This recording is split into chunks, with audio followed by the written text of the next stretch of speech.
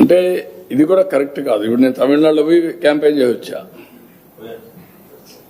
తమిళనాడుకు శివకుమార్ కూడా వచ్చాడు.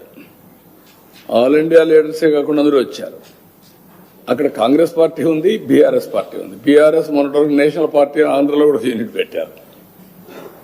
ఎందుకు మాట్లాడతారో నాకైతే అర్థం కావడం లేదు. వీళ్ళు కరెక్ట్ కాదు. ఏదైనా సరే కొన్ని ప్రజాస్వామ్యంలో అమెరికాలో తెలుగు వాళ్ళు సెనేటర్స్ అవుతున్నారు, ప్రపంచం అన్ని దేశాల్లో అవుతున్నారు, ఒక అమెరికాలో కాదు. ఎవడైతే బెటర్ సర్వీస్ చేస్తారో వాళ్ళు ఆటోమేటిక్గా అవుతున్నారు. ఆస్ట్రేలియాలో అవుతున్నారు, యూరోప్లో అవుతున్నారు, అక్కడుండే రాజ్యాంగ ప్రకారం లండన్లో అవుతున్నారు. కాబట్టి ఇలాంటివి చేయడం కరెక్ట్ కాదు, అది మంచి విధానం కాదు. పోటీ పడవలసింది ప్రజా చైతన్యంలో పోటీ పడాలి, ప్రజలకు మెరుగైన సేవలు అందించాలి, వాళ్ళని ఎంపవర్ చేయాలి. ఇలాంటివి మాట్లాడి లేనిపోని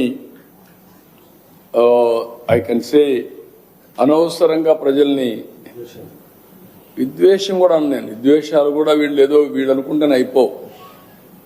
ప్రజలు ఇప్పుడు 12 ఏళ్ళు అయిపోయింది విభజన జరిగి, 2 రాష్ట్రాలు విడిపోయినాయి. ఎవరెవరు ఎంత కాంట్రిబ్యూట్ చేశారో అక్కడే ప్రజలకు తెలుసు. ఇప్పుడు మనం చేయాల్సింది దీన్ని లాజికల్ గా తీసుకుపోవడానికి, చెడగొట్టకుండా లాజికల్ గా తీసుకెళ్లాలి. ఎవరున్నా అది వదిలిపెట్టి మాట్లాడడం కరెక్ట్ కాదు.